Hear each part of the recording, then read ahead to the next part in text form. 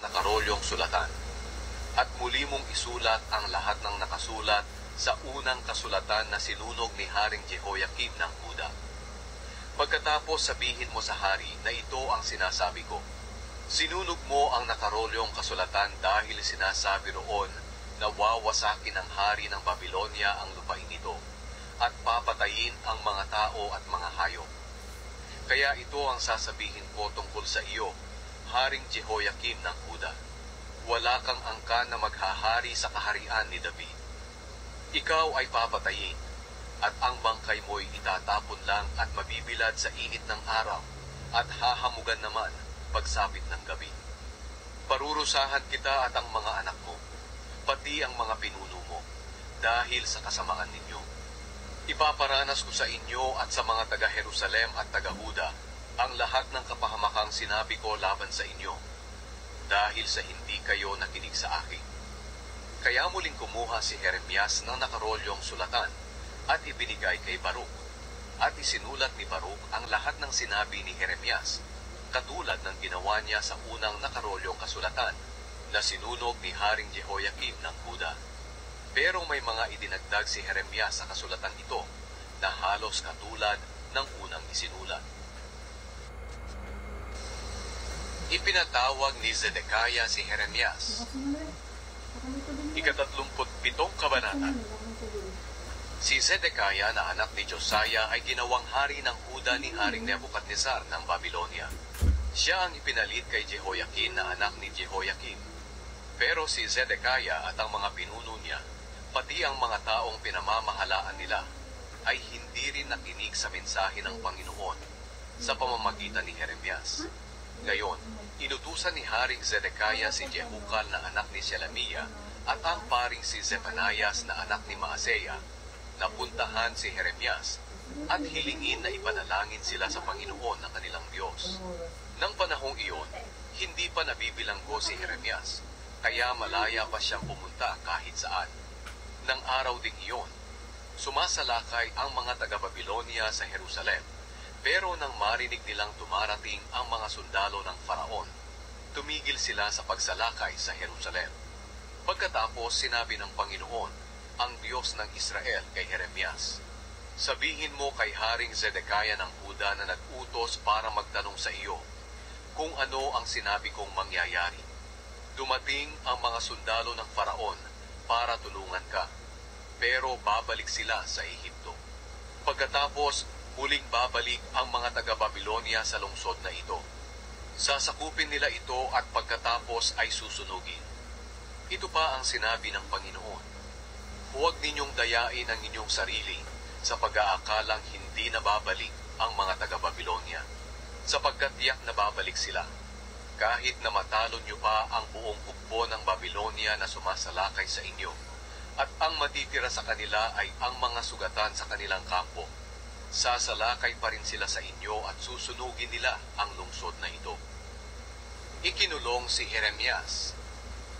Nang tumakas ang mga sundalo ng Babylonia mula sa Jerusalem dahil sa hukbo ng Faraon, umalis si Jeremias sa Jerusalem at pumunta sa lupain ni Benjamin para kunin ang bahagi ng lupain niya na ipinamahagi sa kanyang pamilya.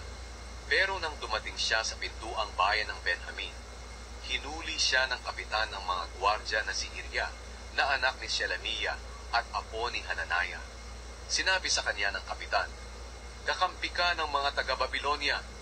Sumagot si Jeremias, "Hindi totoo yan.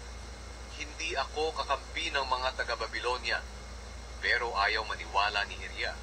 Kaya hinuli niya si Jeremias at dinala sa mga pinuno. Nagalit sila kay Jeremias. Ipinapalo nila siya at ipinakulong doon sa bahay ni Jonathan na kalihim. Ang bahay na ito'y ginawa nilang bilangguan.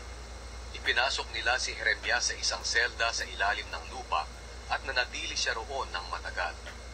Kinalaunan, ipinakuha ni Haring Zedekiah si Jeremias at dinala sa palasyo. Palihim niya itong tinanong, "May mensahe ka ba mula sa Panginoon?" Sumagot si Jeremias, "Mayroon. Ibibigay ka sa hari ng Babylonia." Pagkatapos, nagtanong si Jeremias sa hari, "Ano ang nagawa kong kasalanan sa inyo? O o sa mga pinuno nyo o sa taong bayan at ipinakulong nyo ako? Nasaan na ang mga propeta nyo na nanghulang hindi sasalakay ng hari ng Babylonia ang lungsod na ito? Pero ngayon, mahal na hari, kung maaari po ay pakinggan naman ninyo ako. Nakikiusap ako na huwag nyo na po akong ibalik doon sa bahay ni Jonathan na kalihim, dahil mamamatay ako roon. Kaya nagutos si Haring Zedekiah na dalhin si Jeremias doon sa himpilan ng mga gwardya ng palasyo. Nagutos din siyang bigyan ng tinapay si Jeremias bawat araw, habang may natitira pang tinapay sa lungsod.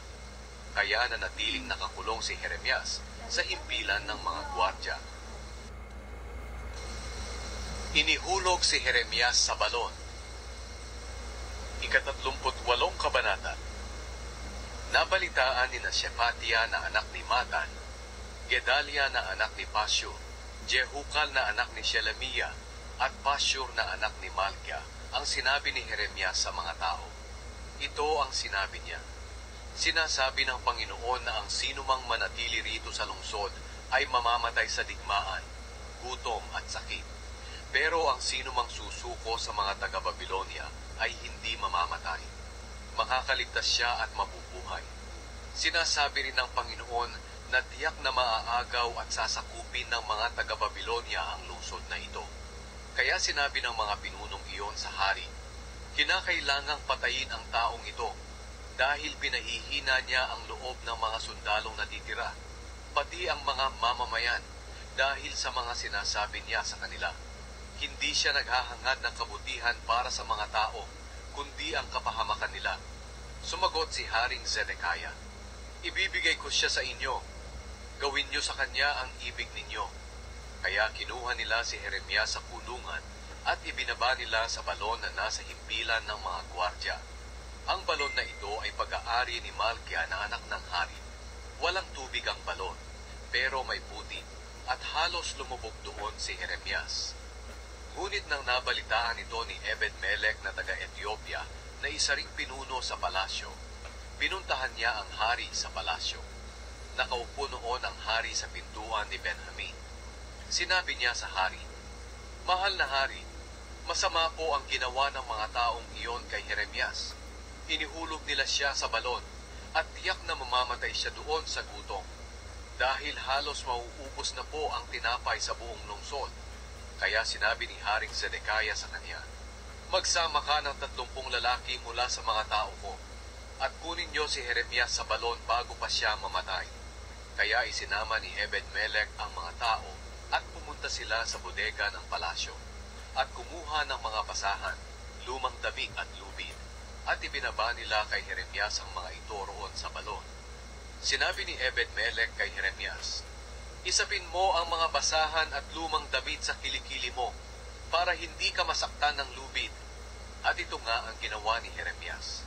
Pagkatapos, iniahon nila siya mula sa loob ng balon, at ibinalik sa himpilan ng mga gwardya ng palasyo. Muling ipinatawag ni Haring Zedekiah si Jeremias. Muling ipinatawag ni Haring Zedekiah si Jeremias doon sa pangatlong pintuan ng templo ng Panginoon. Sinabi ni Zedekiah kay Jeremias, may itatanong ako sa iyo, at nais kong sabihin mo sa akin ang totoo. Sinabi ni Jeremias kay Zedekiah, kapag sinabi ko po sa inyo ang katotohanan, ipapapatay niyo pa rin ako, at kahit napayuhan ko po kayo, hindi rin po kayo maniniwala sa akin. Pero lihim na sumumpa